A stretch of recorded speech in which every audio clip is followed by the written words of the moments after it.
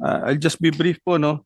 So we're monitoring about the prices of the basic commodities. Ito yung mga usually nakikita natin sa mga palengke, including fertilizers, as well as yung supply po ng mga pagkain natin at itong mga agriculture products relative dun sa projected impacts. No? We were given 5 scenarios from the committee po. We were given the template for the slides. So next slide, please.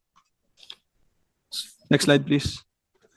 So looking back po, no, 1 month prior dito sa conflict at yung prices natin, retail prices, just last week, halos po walang movement yung well-milled rice, yung kasim po natin, yung chicken, yung medium ang size, as well as yung cabbage, no.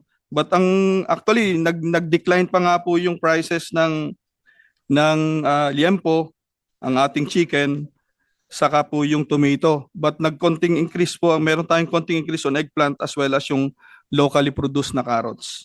So next slide please.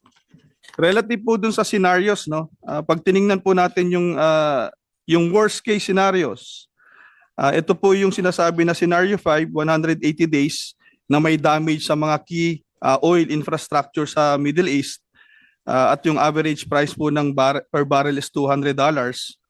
Ang pinakamalaki pong gagalaw dyan relative sa retail is yung chicken. From 200 pre-conflict, 200 pesos po per kilo, it will shoot up around 324 pesos per kilo po. Followed by the pork, particularly yung kasim and liempo. For the rice po, we're looking towards worst case scenario na around 49% increase from 45 to as high as 67 pesos po, well-milled rice per kilo. Next slide, please. Next slide, please.